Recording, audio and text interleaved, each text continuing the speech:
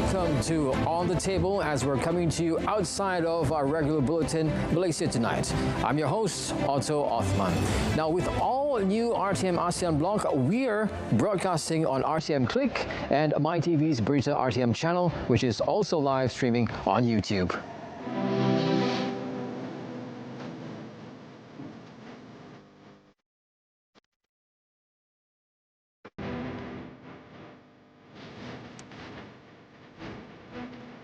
Now, for tonight's episode, in the next 30 minutes, we'll be discussing Malaysia's projected economic growth of 5.8% in the second quarter of the year, 2Q 2024. And we welcome back to the studio renowned economist Dr. Shankaran Nambiar, who's currently in the studio. Thank you very much, Doctor, for coming to the studio. It's a pleasure to be on your show.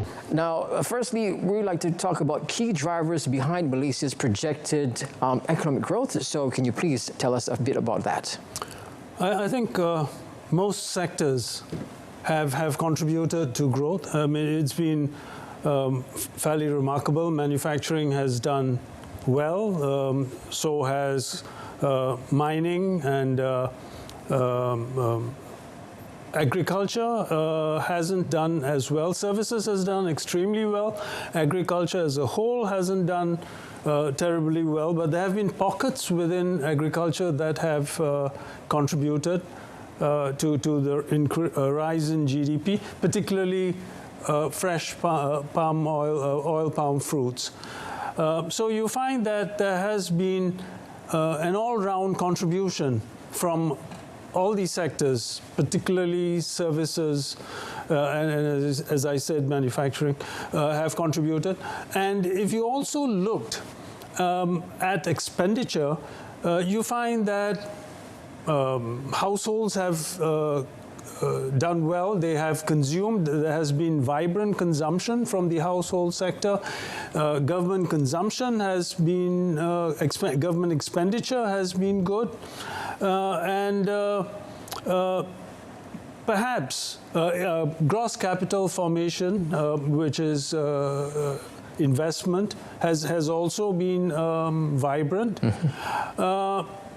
Perhaps the only area where which hasn't been as positive has been net exports. And even that, I think there's a huge silver lining to it, because the net exports, which is the difference between exports and imports, that used to be in fairly negative territory, and that difference, the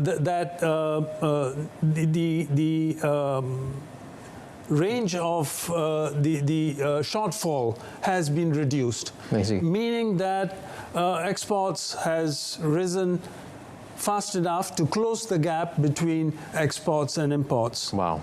So if you looked at it from all sides, you find that the second quarter has been pretty good. Now, let me remind you that first quarter growth was 4.2%. Okay. Right? So this quarter, if you have 5.8, yep, that comes to 10%, which averages out to first half giving you something like 5% growth rate. And that's wonderful, because if you can keep that momentum, you could easily expect to get another 5% for the second half of 2024, which means very comfortably we would have achieved the target that has been set. I mean, it's not really a target, the projected growth rate that Bank Negara has come out with. My own guess, and this is something that I've mentioned earlier on in my interaction with media, that the second half is likely to be better than the first half. Yeah. We'll come to the reasons a little later. We did talk about this early on with regards to the main key drivers of the economy, like what you just mentioned, manufacturing, oil and gas. What about other sectors that might contribute? Is that also contributing to the growth rate? in our economy, in GDP? Yes, I would see the big contributors or the big contributions coming from E&E, palm oil, of course, to a lesser extent, though it definitely would contribute. Tourism would be another area in which you would see some contributions coming out. And of course, trade, wholesale and retail trade, I see that as being a vibrant sector. Given the consumption patterns, household consumption, that has been boosting the economy quite a bit. It's a very domestic-driven economy. So given that, I would expect consumption also to be trade, wholesale and retail trade also contributing to GDP growth. How does this growth forecast compare to Malaysia's historic economic performance and the average growth rate in the region? Okay, I'll look at these two slightly separately. First, looking at historical patterns. I think if we keep up this 5% thing and we achieve, I mean 5.8 is pretty good, but talking about 5% for the whole year, I think would put us in the kind of growth rates we were experiencing in, let's say, 2017 or so, I mean, which means we are getting back to the pre-COVID growth rates. Which is a good sign. Which is a very good sign, because I think 2018 we were going a bit soft, and then COVID came, and then it got into negative territory. So from a historical perspective, it's been good. I think also, if you're looking at it as compared to 2023, pretty good, because at the first quarter of 2023, I think growth rates were something like 5.5%, and then it tapered down. Fourth quarter, it was, I think, 2.9%. So whether you're taking a longer view, the last 5 years or so, or you're taking your basis of comparison is last year, whatever your basis for comparison, I think we're doing pretty well. Pretty well. Thank you very much, Doctor. Now, which sector of the Malaysian economy are expected to be the main contributors that you think, Doctor, in this strong growth projection? E&E, definitely. E&E. I think that there's a great initiative. The government is taking efforts to encourage us to get into, I would term it as the two wings, digitization and ESG. So all those alternative energy, climate change related kind of stuff, going green, etc., that would be one area. And I think that's in keeping with global trends. So I think there will be a big push to invest in these areas, as a consequence of which we will see investment increasing, employment increasing, and all those spillovers. So you have the green economy, ESG-related activities, the initiative that comes from that. And then there is, of course,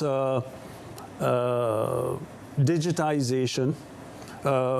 We saw why digitization was very important during COVID. Yes. And I think we've learned great lessons from that, not just in Malaysia, but also globally. And with 5G rollout, improved connectivity, and how all of this is going to support automation, Internet of Things, etc., that will be another great area in which you can see growth. And don't forget, E&E. That's something we've nurtured the last 50 years, but I think there's going to be a greater spurt starting from the second half of this year, driven by generative AI and the kind of technology that needs to go with it. So you find that globally there's a push towards chips which are of the caliber of 5 nanometers. I see. And 5 and 2 nm. So there's going to be a lot of production of semiconductors of this calibration. It's happening. It's the big players, Samsung, Infineon, the companies in Taiwan, they have already gotten into it. And remember, we have this big hub in Penang. Yes. Which is... I'm glad you mentioned that. Yes, which I think features on the global map.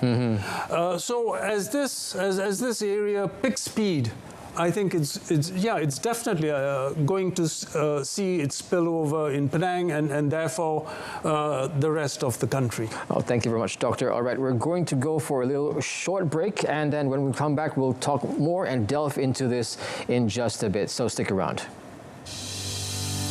Program Sejati Madani merupakan inisiatif baharu Kerajaan Madani bertujuan untuk merancangkan aktiviti ekonomi di peringkat komuniti. 5 sektor tumpuan yang telah ditetapkan iaitu pertanian dan makanan, jahitan dan kraft tangan, harba dan kesihatan, pelancongan dan hospitality, serta aktiviti hijau dan hitar semula.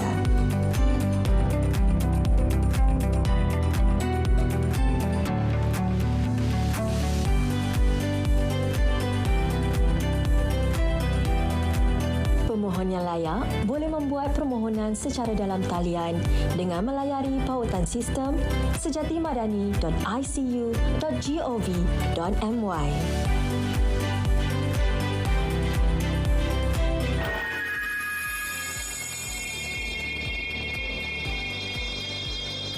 Sejati Madani merancangkan ekonomi komuniti.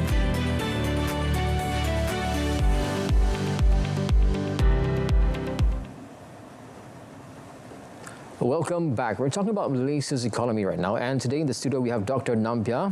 And I'd like to ask you, Doctor, with regards to this earlier, with regards to subsidy rationalization, would it support and sustain our economy expansion, Doctor? What do you think? I think subsidy rationalization is a terribly important move. There might be some downsides to it, but it's something that is almost inescapable. And I think the sooner it's done, the better. And I think given our fiscal conditions, now is as good a time as any. So my quick answer to that is it's something that we cannot get away from. It's absolutely essential that we get into it.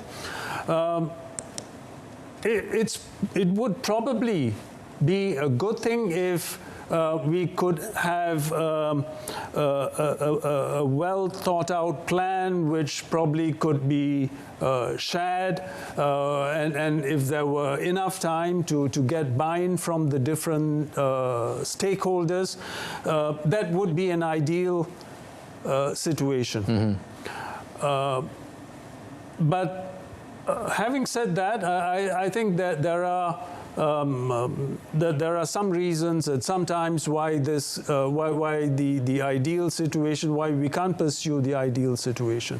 I think there would be fear that if it were discussed well in advance, that there might be opportunism rearing its head. There might be people who would want to take advantage, stockpile. They would know the timing, etc. So I think these practical issues might stand in the way of what would be the best way of doing things. So I think here you have to be careful on how you handle the best with the second best, or what is the most pragmatic way of doing it. Exactly, Doctor. But that being said, I think you might have first order sort of negative effects. In the sense, you might find that the implementation doesn't go as smoothly as you might have wanted it to be, might have wanted it to have gone. It's also possible that there might be rent seekers, people who want to take advantage of this of the situation and raise prices. And I think this is something that we could expect, and something that has to be taken in a stride, and perhaps there have to be mitigating factors that have to be put in place to make sure that there is a cap to it. Just let me get this straight, Doctor. You're saying that the authorities need to take action towards these people who are, misusing this subsidized rationalization concept, because they're taking advantage of the people.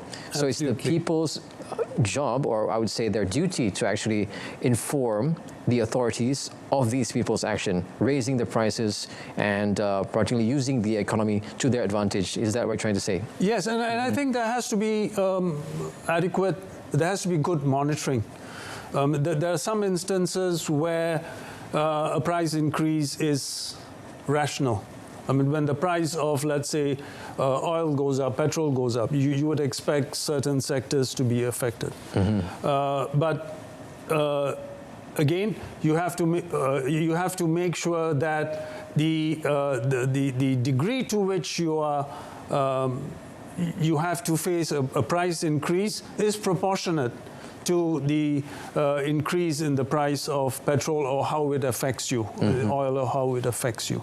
Now, Doctor, are there any potential risks or downside factors that could derail or slow down Malaysia's growth trajectory, aside from what you just mentioned with regards to people taking advantage of these subsidies? On a broader scale, of course, there is, we live in a fairly volatile world, especially these days.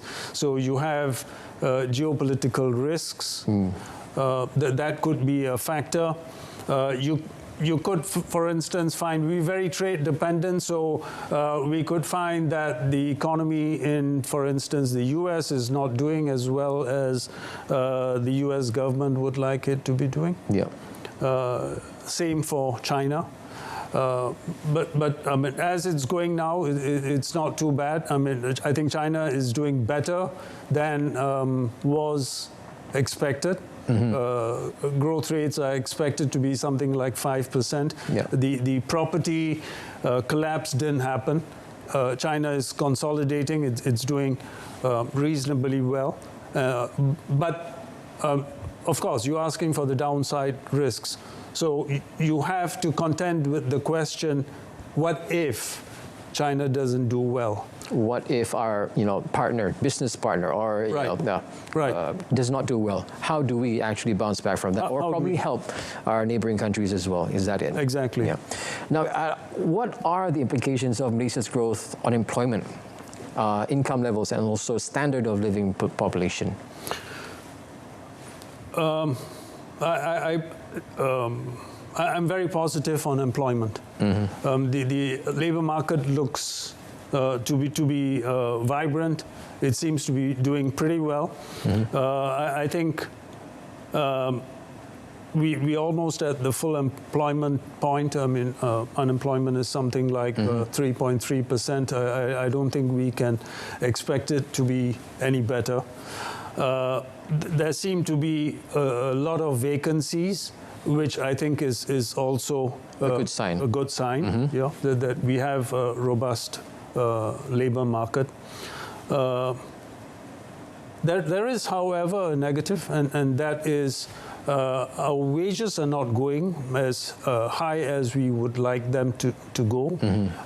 It almost looks as if we are working within a suppressed wage model.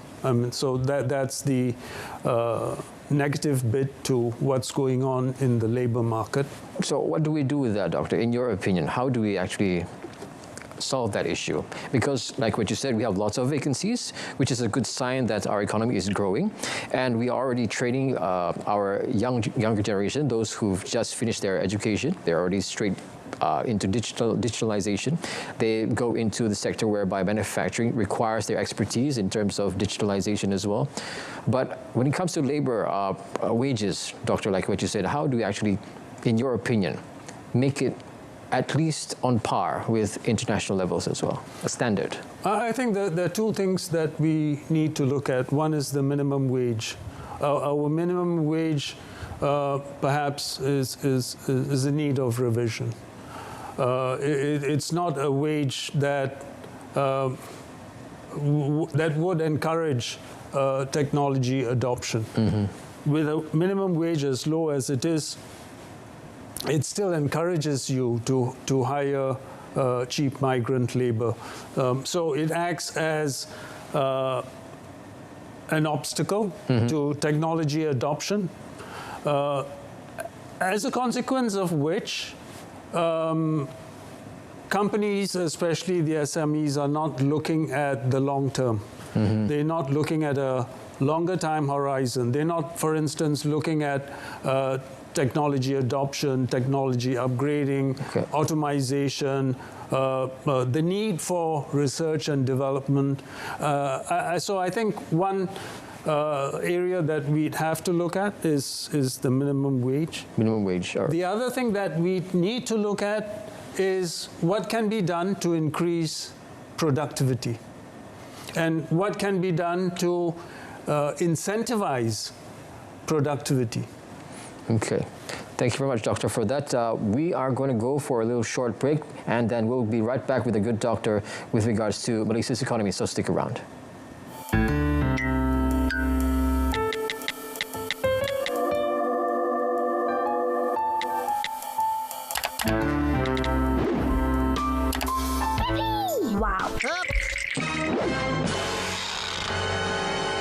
Anak-anak di bawah umur 13 tahun tidak dibenarkan memiliki akaun TikTok, akaun Facebook, akaun Instagram dan mana-mana akaun media sosial yang lain.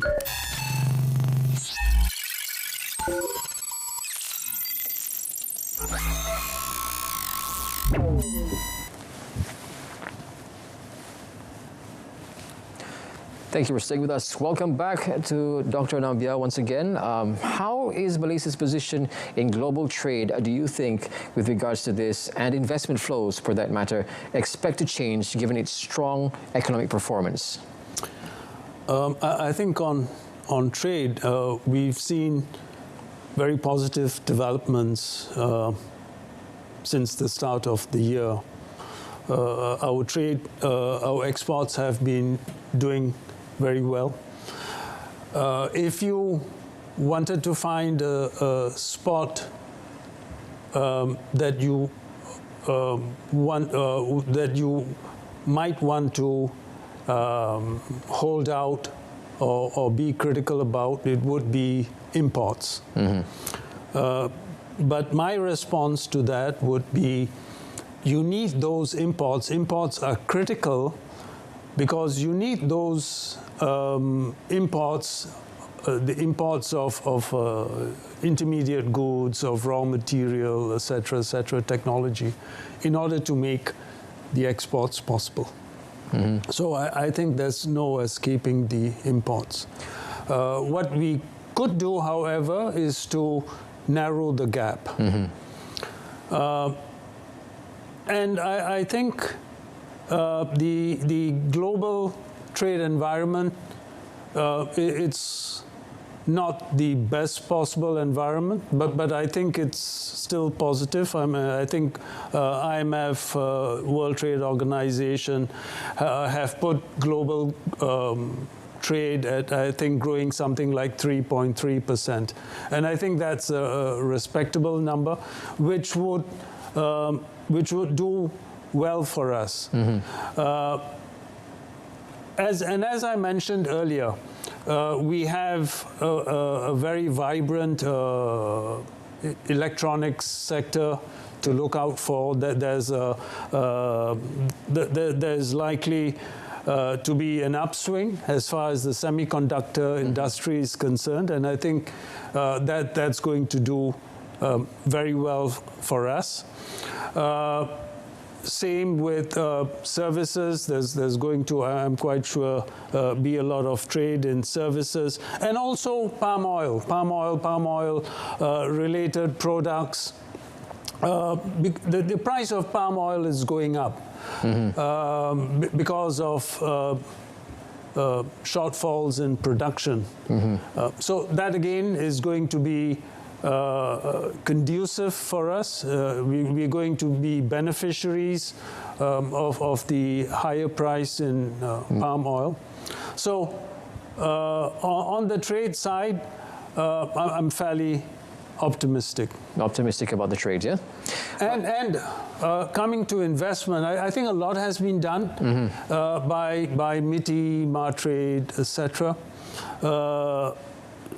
By MITI, especially MIDA, there's been a lot to encourage investment into the country. I think the approved FDIs have been very respectable, and there has been an expansion of capacity by many of these semiconductor industries. And we also find that there are new industries that are coming into the country that are seeking out Malaysia as a center for, as an investment hub. Cloud computing, data centers, etc. Right. So I think you'll find that Malaysia is increasingly going to become a hub, a center for all these cutting-edge technologies. Which is a good sign as well for Malaysia. Yes. Doctor, what challenges or bottlenecks, if you don't mind, if any, need to be addressed to fully capitalize on Malaysia's growth potential before we let you go, Doctor? I think looked at from the short-term point of view, the next couple of months, I think what is perhaps most important is to try to improve what can be done to make things easy for business. And that's, I think, a constant chorus that you'd get from manufacturers. I see. You need to bring down the cost of doing business. Needs a more conducive environment, more business-friendly environment, less bureaucracy, etc. I see. Looking at it from a slightly longer perspective, and I think that pertains mostly or a lot to FDI. You have to make sure that we have the talent, the training, the infrastructure, so that the approved investments get converted into realized investments. Thank you very much, Doctor. Now, that's all the time that we have for On the Table this evening. We've been talking to economist Dr. Shankaran Nampia on Malaysia's projected economic growth of 5.8% in the second quarter of the year. Now, a repeat of this episode broadcast can be viewed again at the same time tomorrow and subsequent days on both RTM Click and MyTV's Berita RTM channel, which is also live streaming on YouTube. Till next Thursday, we'll delve on another topic of interest, so stick around for that. I'm Otto Othman signing off.